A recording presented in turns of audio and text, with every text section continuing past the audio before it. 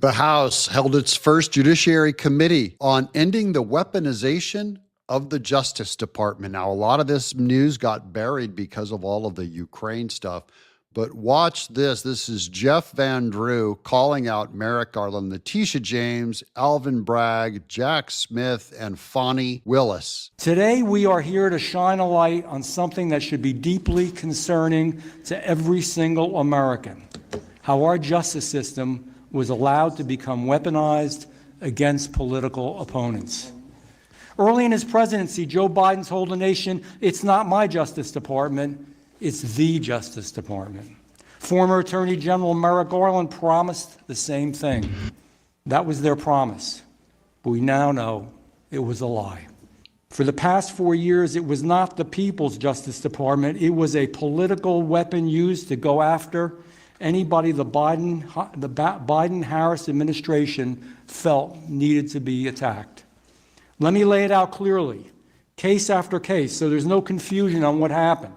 Let's start in the great state of New York. Alvin Bragg ran for Manhattan DA, focused on only one thing: targeting Donald Trump instead of cleaning up the many problems facing New York City. That's true of all of these names that Jeff Van Drew is going to bring up. He's starting with Alvin Bragg. He's going to move quickly on to Merrick Garland and Letitia James.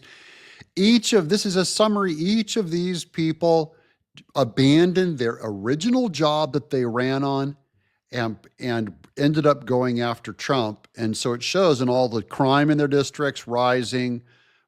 They turned a blind eye to it. So it starts to show, well, why were they elected? They were appointed purely to get Trump. After years of searching, he revived a dismissed case with the help of former DOJ officials and used a shaky legal theory to turn misdemeanors into felonies. And it wasn't just Bragg. New York's Attorney General Letitia James also made it her mission to go after President Trump. She campaigned on it. Prosecutors, attorney generals, they shouldn't campaign on politics. They should campaign on justice.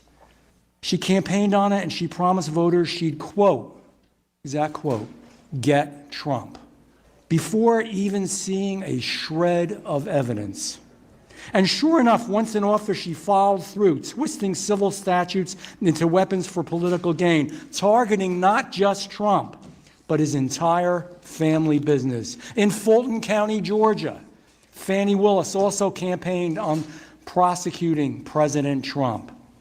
She coordinated with the partisan January 6th committee and the Biden White House from Georgia and hired her romantic partner as the lead prosecutor. Couldn't make this stuff up. I guess office romances can sometimes take you places. For Fani Willis and Nathan Wade, it was tropical destinations. It was luxury hotels, all on the taxpayer's dime. And no one in the Democrat Party cared so long as the grift was hitting the right target.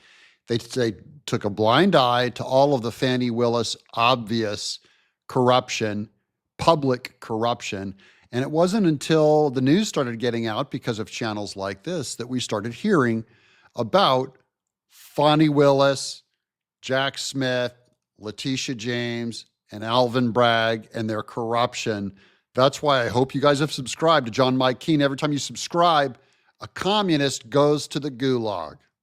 And while they were busy enjoying the perks, the cases they were building against Trump were falling apart under the weight of conflicts and impropriety, because it was pure political lawfare.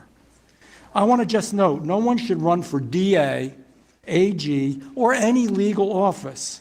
Republican, Democrat, conservative, liberal, nobody should do this with the sole goal of going after one political figure. It's not what those jobs are about. That's not justice. That's vengeance. Our legal system isn't supposed to be about personal grudges or political payback. It's about fairness. It's about impartiality. It's about the rule of law. Democrats are going, huh? What are those things? We never... That's not why we use those things. We seek those positions of power to go after political opponents. That's supposed to be the standard in America. Unfortunately, Under President Biden, that standard wasn't just abandoned at the state level, it was shattered. It was shattered at the federal level as well. Jack Smith was unconstitutionally appointed as special counsel. His lead counsel pressured a defense attorney with a judgeship offer to flip a client. So if the client flipped, he'd get a judgeship. Smith admitted to altering evidence in the Mar-a-Lago case, evidence tampering at the highest and most important level, pure political lawfare. The FBI conducted an unprecedented raid on Mar-a-Lago, the home of a former president. They ignored standard protocol. They didn't wait for President Trump's lawyers to respond. They didn't use a local field office, and they bypassed all typical legal channels. Pure political lawfare. Pure political lawfare. It's finally being called out and being investigated. This is going to be ongoing. It's going to take a while because they have so much corruption to uncover. But Rep. Jeff Van Drew is on this. We're thankful for this. He's a Republican from New Jersey. Thanks for watching. John, Mike, Kane.